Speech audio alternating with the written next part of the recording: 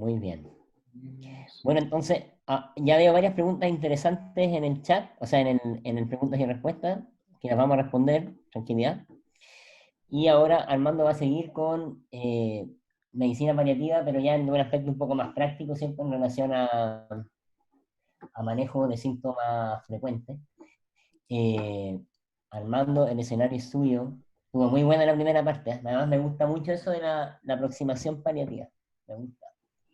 Muchas gracias, José. Cada vez Vamos que te lo escucho, asiento en silencio. Así. Espera, Ya, a dale ver, nomás.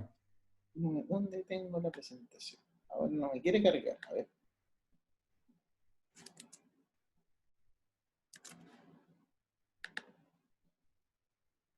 Ya, ahora sí.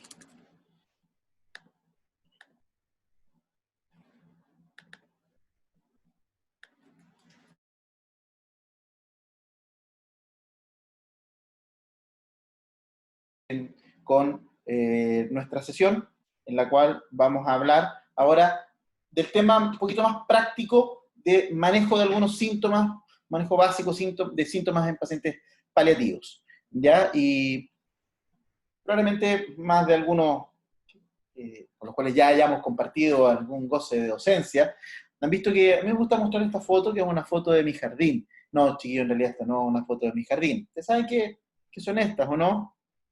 ¿Las han visto? Estos son amapolas.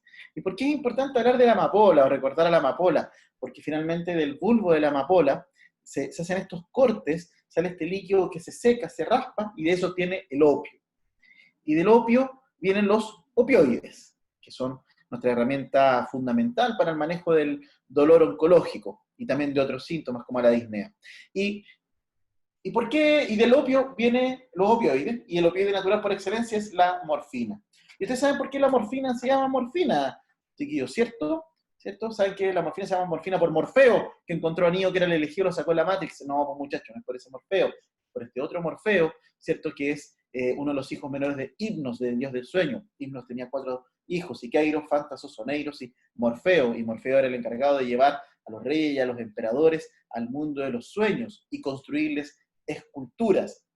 Por eso viene el término de Morfeo, como de dar forma. ¿Ya? Y como ustedes muy bien recordarán, cuando vieron los caballeros zodiacos de los Canvas, recordarán cuando el caballero de Morfeo lucha contra el caballero Tenma de Pegaso, que adquiere transitoriamente la armadura sagrada del Pegaso para poder salvar a Sísifo de Sagitario, que está encerrado en una de estas esculturas junto con la ayuda del Cid de Capricornio y Sacha Atena. Bueno, y finalmente en esta batalla logran salir al mundo real y el caballero Morfeo es derrotado junto a sus 4 hermanos, Iqueiros, Fantasos, Oneiros y Morfeo, ¿cierto? Con una flecha que lanza Sísifo de Sagitario con el poder de Sacha, y el caballero del Cid de Capricornio con la espada Excalibur de su brazo la corta en 4 y así destruye a los 4 dioses menores del sueño. Lo vieron, chiquillos, ¿cierto? Supongo que lo hayan revisado, si no, véanlo en Netflix, está disponible, ¿ya? Todo esto en realidad para poder hablar un poquito de las generalidades del manejo de síntomas de pacientes paliativos. Entonces, muchachos, primero tengo que decir que yo no tengo conflictos de interés. Vamos a hablar de fármacos, voy a hablar de algunas dosis y nombres comerciales de algunos medicamentos, pero yo no tengo ningún conflicto de interés con los medicamentos. Entonces, chiquillos, solo como para recordar, habíamos hablado de la definición de cuidados paliativos en la primera parte, ¿cierto? Enfocados en el alivio del sufrimiento y mejorar la calidad de vida.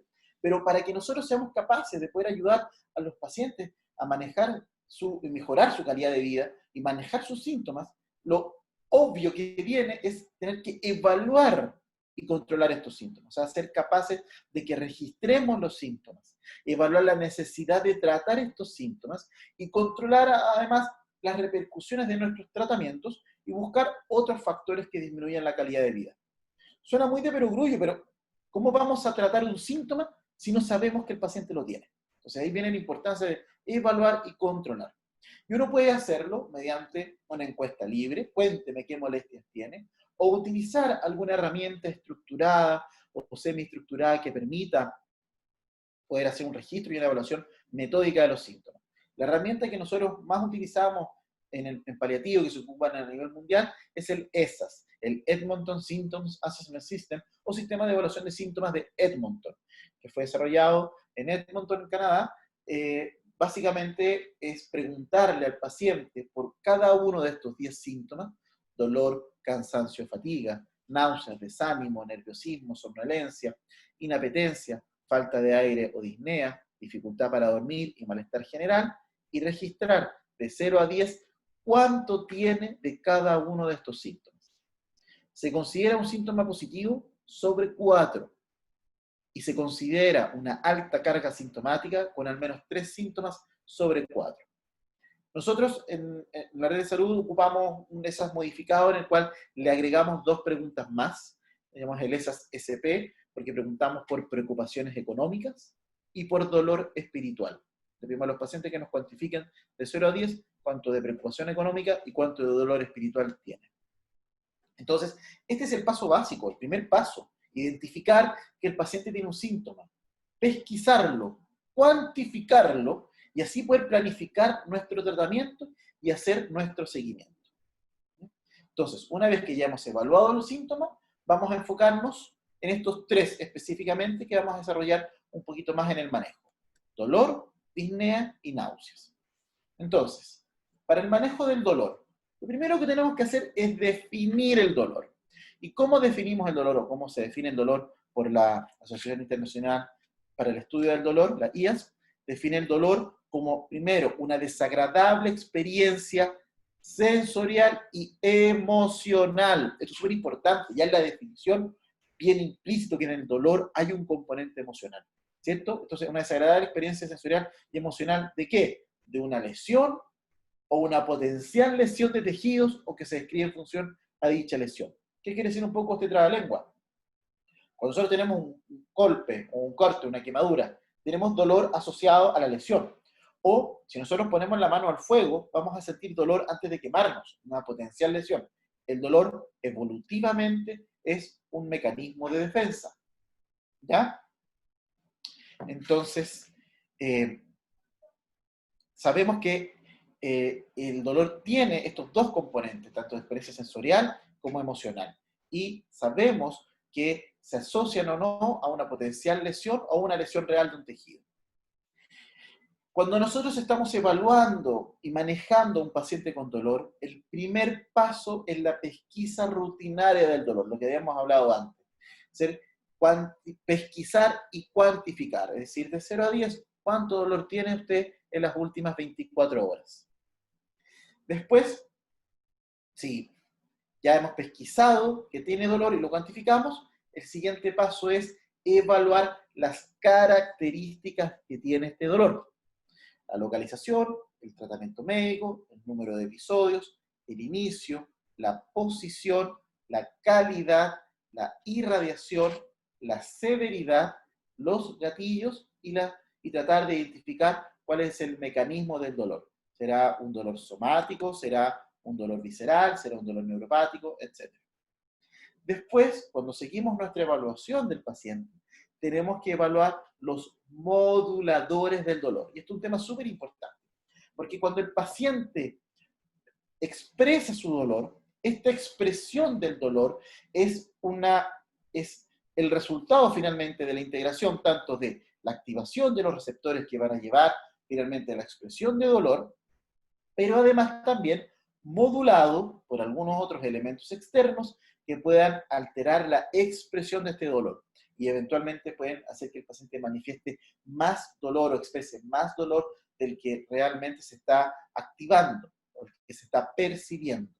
Y estos moduladores del dolor, los que se describen principalmente son 4. El distrés psicológico, el dolor espiritual, el chemical coping y el deterioro cognitivo. Entendiendo el chemical coping como la situación en la cual el paciente busca el medicamento para poder aliviar un síntoma psicológico, no necesariamente un síntoma físico. Entonces, nosotros pesquisamos que el paciente tiene dolor, lo cuantificamos, evaluamos las características, evaluamos los moduladores. El siguiente paso para el manejo es evaluar los objetivos personales del dolor. De 0 a 10, ¿cuánto es el nivel que para usted sería confortable? Entonces, con ese objetivo, y habiendo evaluado las características, los moduladores, vamos a diseñar nuestro plan de tratamiento. La analgesia se va a basar en los mecanismos del dolor, en las preferencias individuales, tratamientos previos, etc. Si hay distrés psicológico como modulador, obviamente el apoyo de consejería, apoyo psicoemocional, etc.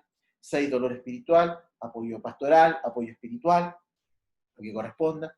Si se pesquisa chemical coping, tratar de focalizarse en la educación, focalizarse en la función de los medicamentos, estar haciendo una monitorización cercana. Y si se pesquisa deterioro cognitivo, tratar de manejar las causas de base, o si los mismos opioides pueden ser la causa del deterioro cognitivo, del delirio, hacer una reducción de opioides, uso de neurolépticos, etc.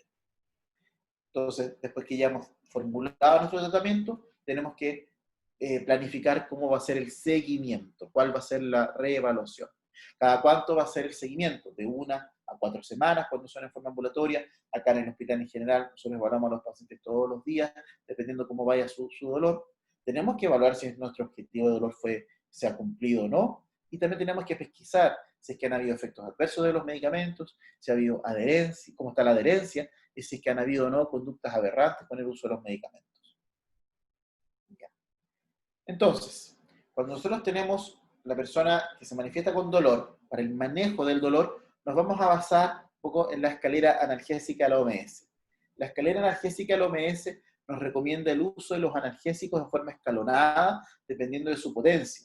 Idealmente siempre utilizando los fármacos por vía oral como primera opción, siempre y cuando también esto se pueda. La escalera analgésica de la OMS tiene una base, que son los coadyuvantes o coanalgésicos, es decir, fármacos que se desarrollaron para otra cosa, pero que pueden tener también un rol modulando el dolor. Después, si el paciente presenta un dolor leve, es decir, un EVA que va de 1 a 3, aquí hablamos de los fármacos del escalón 1. Y aquí vamos a poner en el mismo saco y en forma operativa a los analgésicos no opioides, antiinflamatorios no esteroidales, niveles de la COX-2, paracetamol.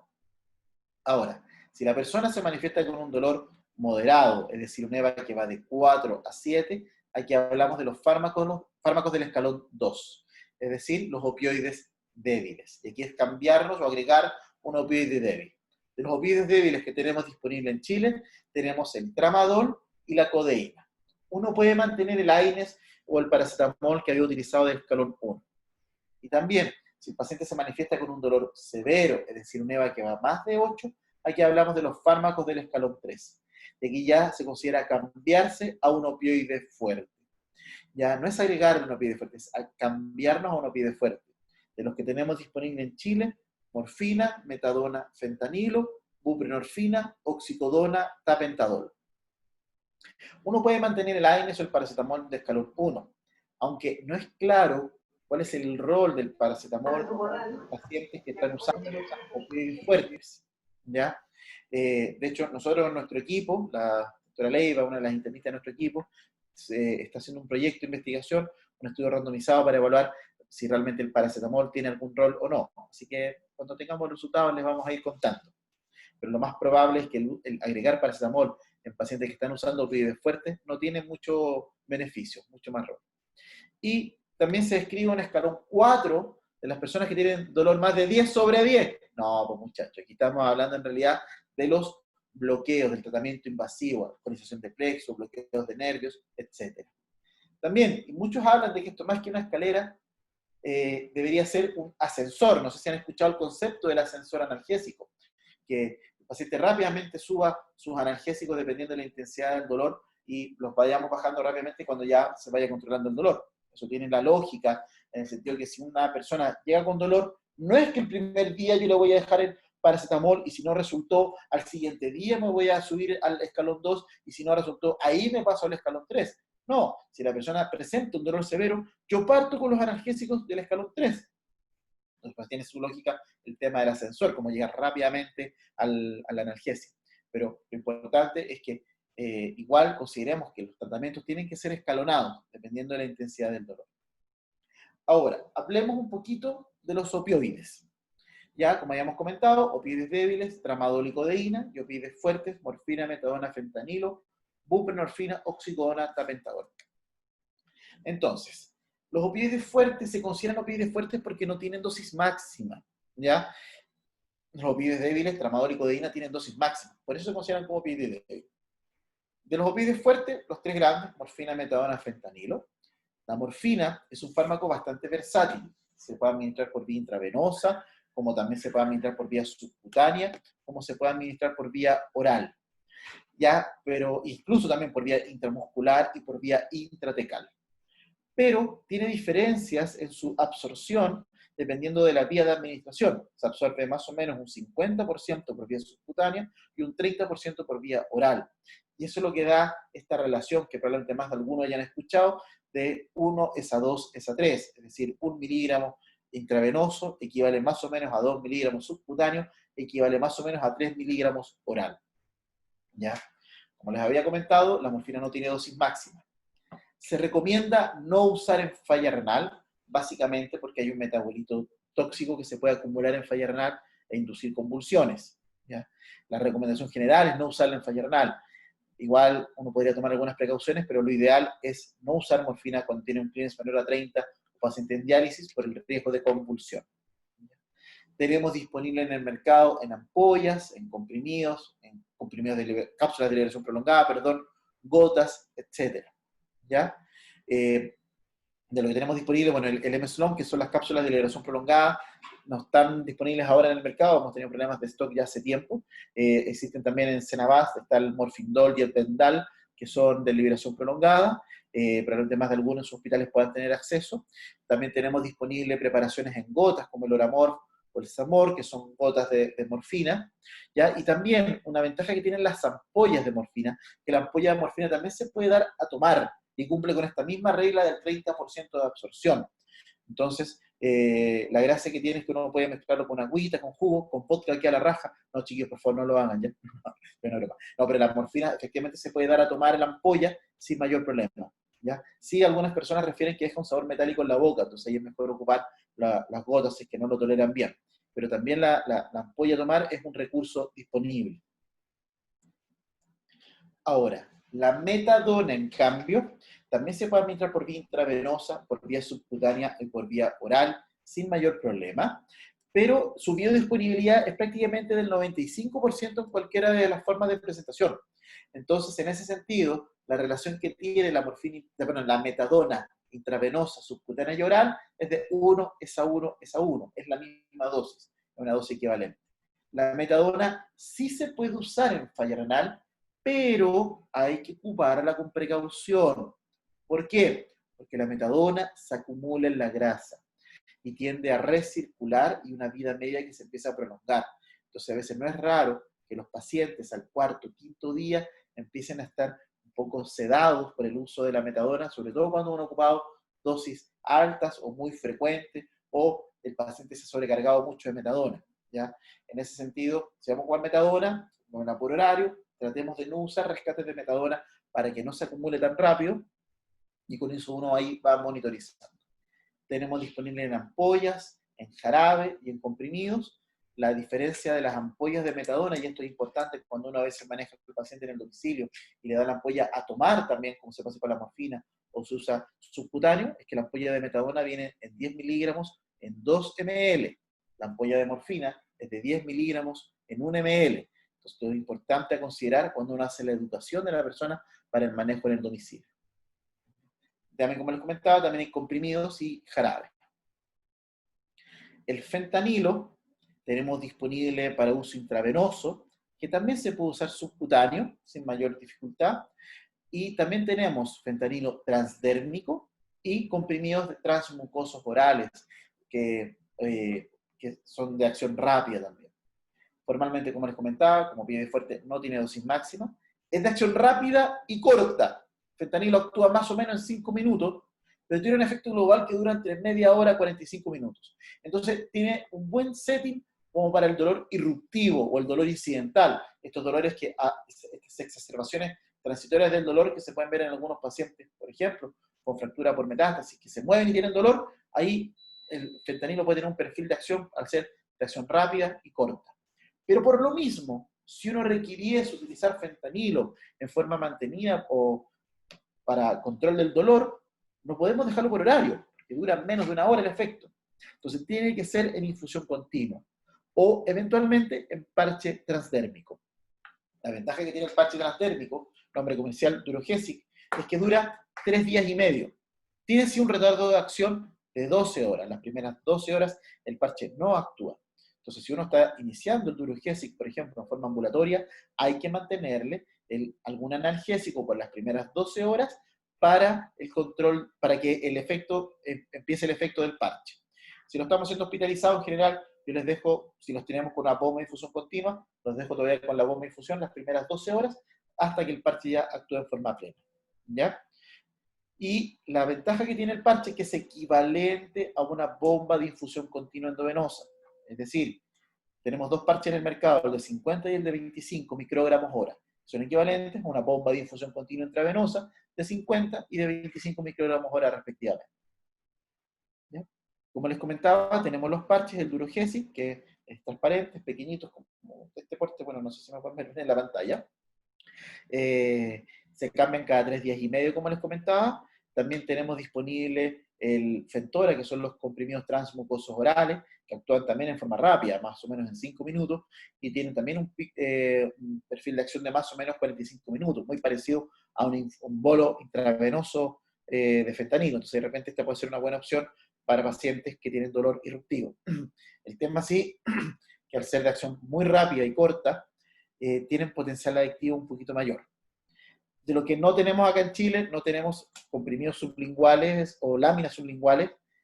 También hay unos Koyak, literalmente, unos lollipops de fentanilo para los niños, y tampoco no tenemos acá en Chile los fentanilos intranasales, que son de acción más rápida aún, como en 2 minutos actúan. Estos no los tenemos disponibles. Acá tenemos los parches, los comprimidos y las ampollas de 100 y de 500 microgramos en ampolla. Ahora, de los otros tres, la buprenorfina es una agonista parcial, actúa principalmente sobre receptores mu, pero no tanto sobre kappa y delta, entonces podrían tener un poquito menos de efecto de sedación y de constipación.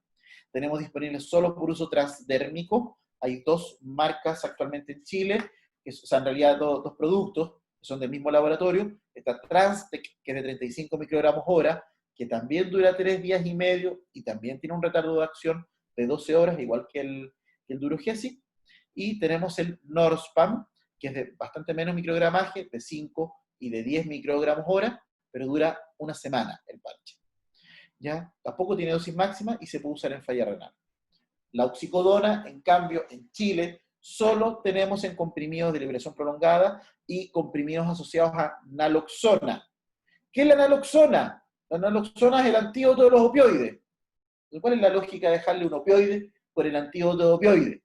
La naloxona, cuando se da por vía oral, actúa a nivel intestinal solamente. Entonces, ayuda a evitar la constipación inducida por opioides. No para tratarla, sino para evitar la constipación inducida por opioides. Y no tiene efecto a nivel sistémico, así que no afecta finalmente el efecto analgésico de la oxicodona.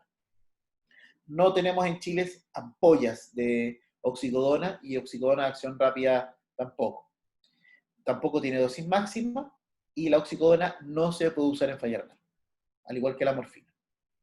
Y el tapentadol, que fue uno de los últimos opioides que llegó a Chile, tapentadol algunos lo consideran un tramadol 2.0, porque al igual que el tramadol, también puede bloquear la recaptura de neuroaminas, entonces puede tener un efecto también para el dolor neuropático. El tramadol bloquea también recaptura de neuroaminas, así que también puede tener un rol preferente para el dolor neuropático. El tapentadol viene en comprimidos, como de acción que se dejan cada 8 horas o cada 6, y comprimidos de liberación prolongada, y tiene este efecto, como les digo, también para el dolor neuropático, bloqueando la recaptura de neuroaminas. Se puede usar en falla renal. Y lo último del tema de los opioides, del manejo del dolor, tenemos que considerar siempre que nosotros, cuando estamos dejando opioides, tenemos que considerar además el uso de laxantes y el uso de antieméticos, que son 2 de los efectos adversos principales que se ven y que pueden durar. Las náuseas pueden durar unas 2 semanas, el laxante pero la constipación puede durar más, puede durar hasta un mes, 2 meses. Entonces, es importante que el paciente, cuando estemos dejando opioides de forma crónica, hay que considerar el uso de laxantes. Lo que más se recomienda son estimulantes del tránsito intestinal, como el bisacodilo o los cenocios. Bisacodilo en Chile tenemos disponible en el Alcilax y también en las perlitas de Dulcolax. y también los cenocios tenemos disponibles en algunas marcas como el Efectilax, que son comprimidos de extracto seco de una planta que es rica en cenocio, de la Acacia angustifolia, y también el Cerelac Forte. La lactulosa se puede usar, pero causa harta distensión, entonces de repente los pacientes ya están un poco distendidos y se sienten más distendidos con la lactulosa. O el polietilenglicol también puede ser una herramienta muy útil para el manejo de la constipación también inducida por opioides. Y considerar siempre también el uso de antieméticos en forma crónica. Lo recomendado, la buena, bonita y barata metoclopramida. Pero hay que considerar el uso de antieméticos cuando estemos dejando, y de laxantes cuando estemos dejando opioides en forma crónica. ¿Ya? Muy bien. Entonces, vamos a continuar con el manejo de la disnea. Vamos a definir la disnea como la sensación incómoda para respirar o la conciencia de respirar. Y esto viene netamente que la definición es algo subjetiva. La disnea es un síntoma subjetivo. Y dentro del manejo de la disnea, consideramos manejos tanto no farmacológicos como manejo no farmacológico. Manejo no farmacológico me refiero, por ejemplo, a técnicas de acupresión y acupuntura, técnicas de respiración diafragmática, el uso de imaginería, técnicas de respiración labial, técnicas de relajación, la suspensión del tabaco, técnicas de expansión pulmonar, etc. Y dentro del manejo farmacológico consideramos el uso de broncodilatadores, los opioides como una herramienta fundamental para el manejo sintomático de la disnea, las benzodiazepinas, cuando también hay mucho componente de ansiedad asociado, los corticoides cuando existe linfangitis carcinomatosa asociada, etc. Y el oxígeno, yo lo pongo un poco al medio, porque se considera casi entre manejo no farmacológico y farmacológico. Es importante, sobre todo en el setting del paciente ya en fase más terminal, paciente que está falleciendo, considerar el uso de oxígeno cuando, primero, no haya habido una buena respuesta con opioides y segundo, tenga hipoxia. ¿Ya? Entonces, primero tenemos que valorar la disnea, tratar de buscar, identificar cuáles son los síndromes específicos que tenga. Si el paciente tiene un derrame pleural, manejar el derrame pleural. Si la disnea está dada por una obstrucción de la vía aérea, producto por el tumor, y se puede eventualmente poner un stent, intentar el stent. Si tiene un tromboembolismo pulmonar, manejar el tromboembolismo pulmonar, si hay una neumonía, manejar la neumonía, etc. Tratar de identificar cuál es el mecanismo de la disnea y tratar de manejar síndromes específicos. Si ya hemos manejado el síndrome específico y existe igual todavía disnea, hay que considerar el manejo no farmacológico. Por ejemplo, el uso de un ventilador. No un ventilador mecánico de la UCI, sino me refiero a un ventilador de aspas que tira aire, porque el flujo de aire a la cara, la activación de los receptores faciales por el flujo de aire, alivia la disnea. Por esa razón, cuando uno se siente ahogado, se echa aire y efectivamente puede tener un rol en el manejo sintomático de la disnea. Después, si el paciente está hipóxico, considera el uso de oxígeno, y si ya aún pese a todo eso no hemos tenido un alivio sintomático suficiente, considerar el tratamiento farmacológico para el manejo de la disnea. Y si ya estamos en una situación de fase avanzada de enfermedad y ya tenemos una refractariedad del síntoma, considerar la sedación paliativa como una herramienta para el manejo sintomático de la disnea. Entonces, les muestro acá un resumen breve de algunas intervenciones que se han evaluado y qué es lo que dice un poco la evidencia. El uso de gas médico, el oxígeno en pacientes hipoxémicos, claramente está demostrado por evidencia que tiene beneficio. Pero en pacientes no hipoxémicos falta investigación. Y al igual que el uso de aire médico en pacientes normoxémicos, realmente falta investigación, pero la tendencia es a pensar a que sí tiene un beneficio. Después del manejo farmacológico, el uso de opioides, ya sea orales, intravenosos o subcutáneos, tienen más que suficiente evidencia en el manejo sintomático de la disnea. Sobre todo, la morfina y el fentanilo son los que mejor evidencia tienen para el manejo sintomático de la disnea. No quiero decir por esto que la metadona no tenga efecto para la disnea. Sí lo tiene, pero probablemente, igual en la práctica clínica, impresiona que tiene menos efecto que lo que tiene la morfina y el fenta. ¿Ya? Pero el uso de opioides inhalados, nebulizaciones con morfinas, no tiene mayor evidencia de beneficio para el manejo sintomático de la disnea. Hay algunos reportes que muestran beneficios en pacientes hipóticos, pero en general no tienen buena evidencia. Lo mismo que las nebulizaciones con furosemida. Y el uso de ansiolíticos, benzodiazepinas, de forma aislada, probablemente falta más investigación, no tiene tanto rol, pero sí cuando se asocia a muchos síntomas ansiosos y cuando se pueden asociar a opioides. Pueden también tener un rol en el manejo de la hipoxemia. Y el Heliox, que es una mezcla de helio con oxígeno que no tenemos disponible acá, también falta investigación para el manejo sintomático de la disnea. Ahora, de las técnicas no farmacológicas, como comentábamos, el uso de un ventilador de aspas tiene beneficios sintomáticos y hay hartos reportes del uso de ventiladores personales para el manejo de la disnea. Lo mismo también las técnicas de rehabilitación pulmonar. Después también hay intervenciones quirúrgicas. Si el paciente tiene un derrame pleural, el uso de catéteres pleurales tiene beneficio para el manejo de la disnea. Si existen bulas grandes, las técnicas de resección lobares también tienen beneficio sintomático. Y el uso de stent bronquial cuando hay estenosis bronquiales también tienen más que buena evidencia en el manejo sintomático de la disnea. Y de la medicina complementaria, el uso de la acupuntura, probablemente falta más investigación, pero la tendencia es a pensar a que sí tiene también beneficio sintomático en el manejo de la disnea. Muy bien. Y para ir terminando, vamos a hablar del manejo de las náuseas y los vómitos en pacientes paliativos. Entonces, primero, definamos náuseas, ¿ya? Como la sensación desagradable del deseo de vomitar. Y esta a su vez se puede asociar o no a síntomas autonómicos, como la palidez, la sudoración fría, la taquicardia y la diarrea.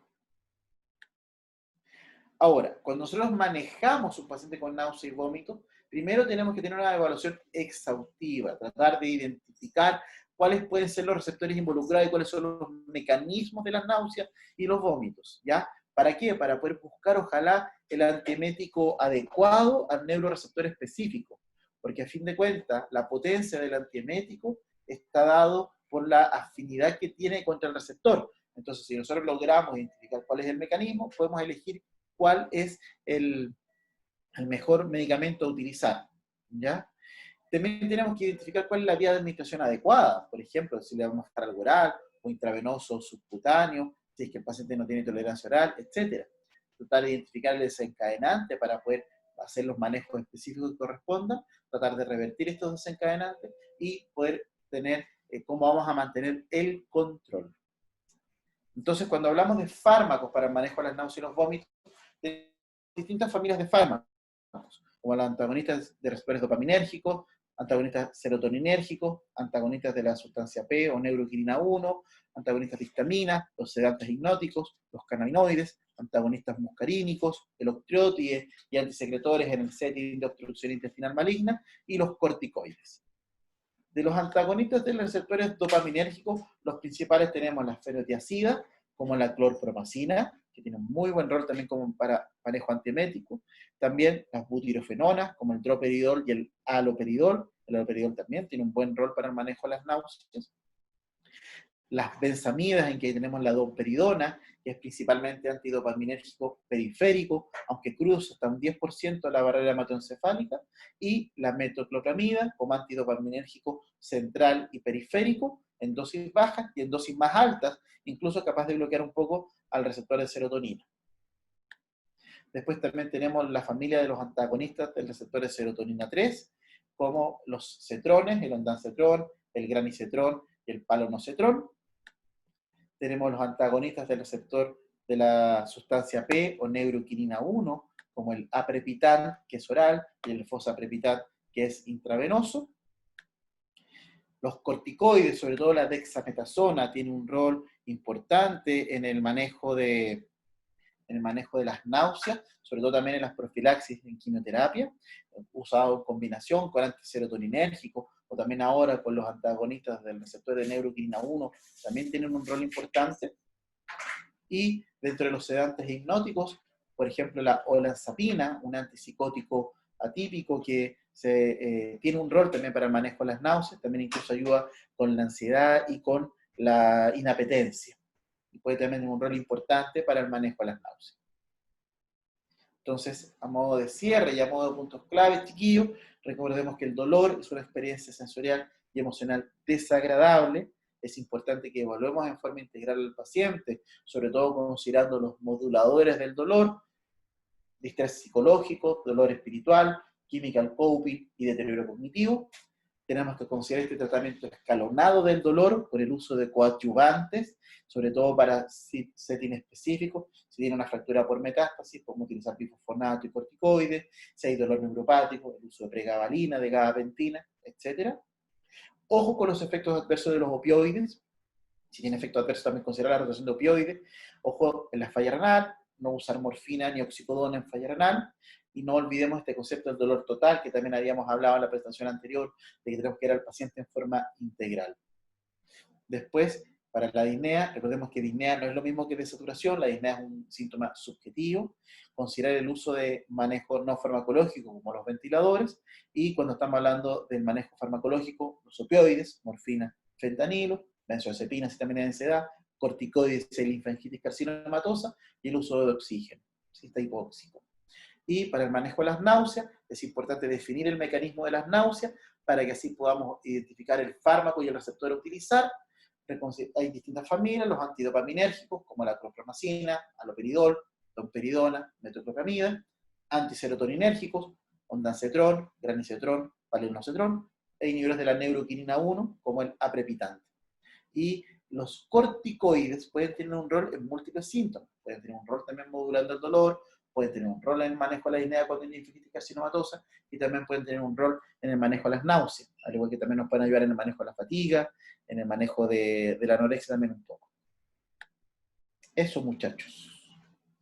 Muchas gracias. Muy bien, doctor Maldonado.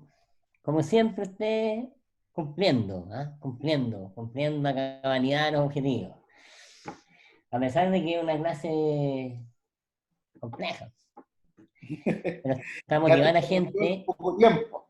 Poco tiempo. Pero mira, preguntaron si hay curso de paliativos o diplomado de paliativos, y así que al tiro responde eso. Responde. Sí, o sea, sí, por favor, chiquillos, nosotros tenemos un diplomado de cuidados paliativos, pueden acceder a la información a través de la página web de la Escuela de Medicina, un diplomado que hacemos en conjunto con la Escuela de Enfermería, lo coordinan dos de nuestros paliativistas, la doctora Luciana Crispino y Alfredo Rodríguez, así que, no, súper invitados, chiquillos.